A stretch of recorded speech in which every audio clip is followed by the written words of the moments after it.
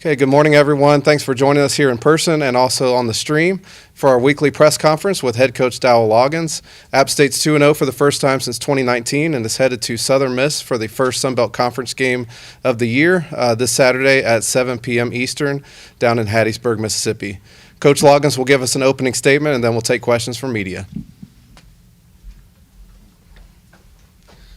All right, appreciate everyone being here. Excited to be 2-0. Acknowledge the urgency that we need to clean up a lot of things from the previous game. That we are going to. The process has already started, and we told the team after the game to enjoy this win, but understand what Monday practice was going to look like and what the week was going to look like, because it wasn't good enough in all three phases, and it can be better, and it needs to be better, and we need to coach better, and it starts with us as coaches. But first time since 2019 that we've been 2-0, and we don't take that. Winning is really hard regardless of the opponent, but you got to play to your standards. So with that, I'll open up to questions. David Rogers, High Country Sports. Coach, with the 2 wins under your belt, what are your primary concerns going down to Hattiesburg? Yeah, my main concerns right now are Mountaineers beating Mountaineers. Eliminate the things that hurt us. I'm going to talk offensively. It's the 4 turnovers, the 6 drops, the 5 penalties, 9 penalties as a team is all self-inflicted. And those are the things that we're going to work. We're going to change the way we practice a little bit to put more of an emphasis on it to get this thing cleaned up with urgency. David Ware, 24/7 Sports, kind of tagging on to that, Dow. As you went back and watched the film, did you see anything that made it apparent to you, hey, here's where some of these mental breakdowns are occurring?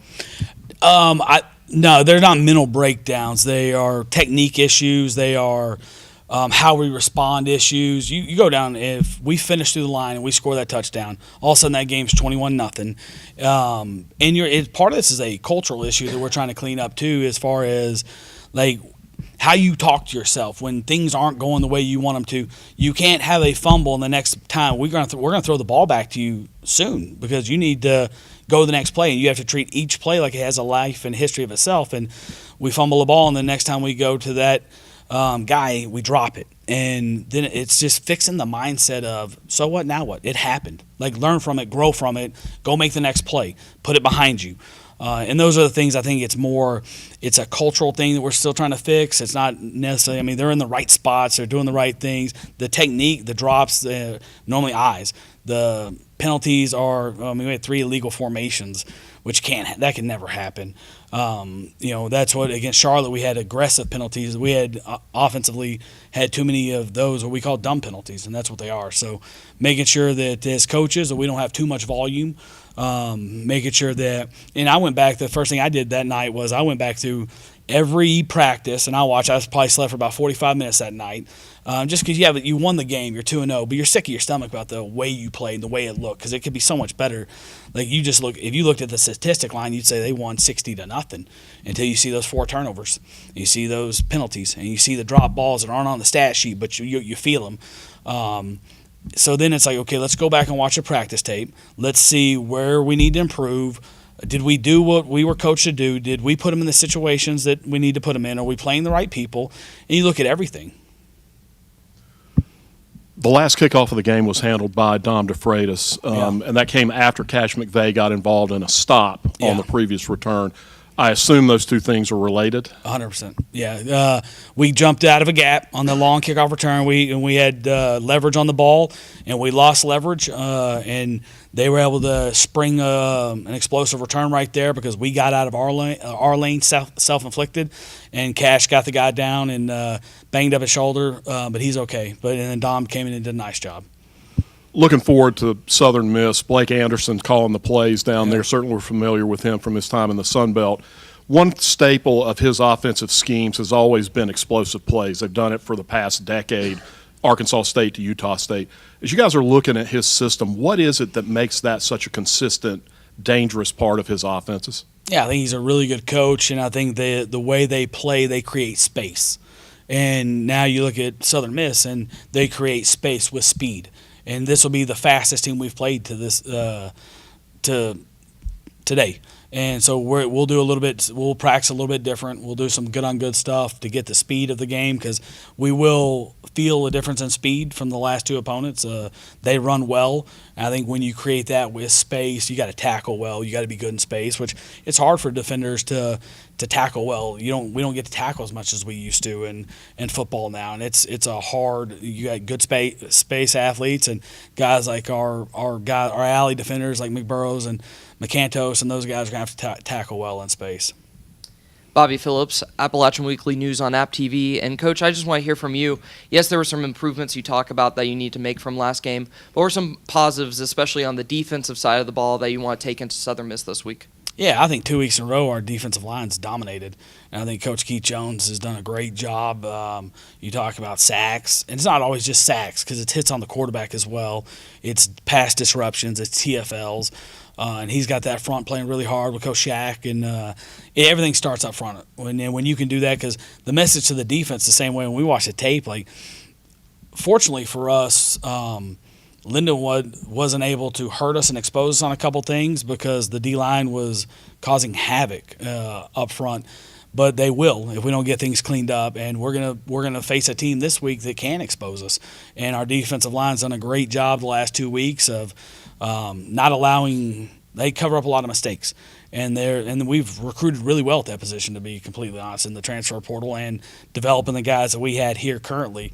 But then we have to continue to play well up front on both sides of the football.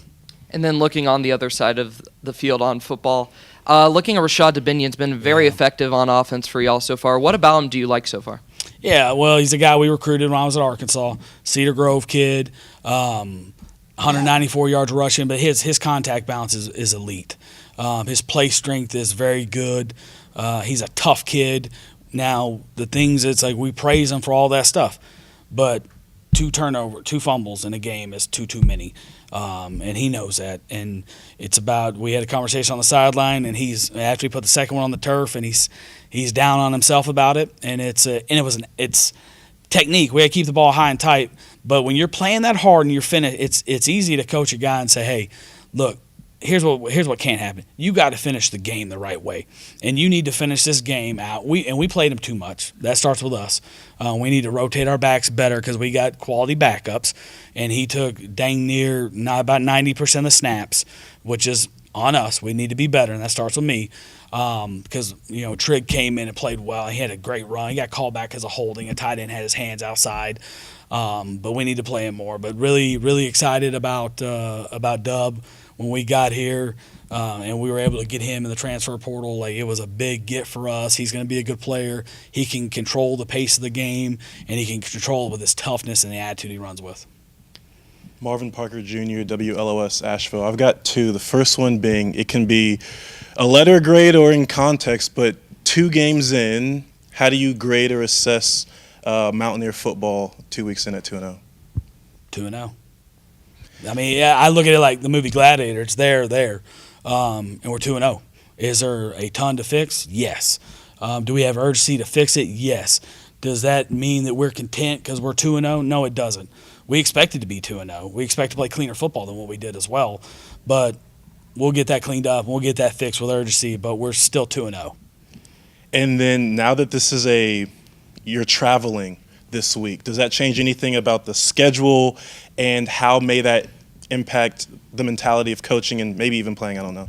Yeah, we traveled to Charlotte as well. I mean, it wasn't that far, but we stayed in the hotel the night before the game. This will be the first time we have to get on a flight, which will be a little bit different for us, and it'll be the first time that we've done that as an organization. So there's a lot of detail that goes into that. You got a plane that's 177 holds 177 people, and we're gonna have 170 going. So we're gonna be packed in there like sardines, and some of these big boys are gonna have to get used to sitting right next to each other. And it's, can you take this on the road, which we have done, but can you take it on the road and travel? So everything gets moved up on a Friday because you got to get down there. You want to have dinner at the same time. So normally if you eat at 6:30, now you're eating at 5:30 because of the time change.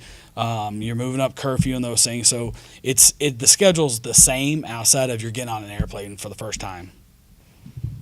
Matt President, App State Sports Network. Coach, you praised the defensive line and the work they've done so far this year.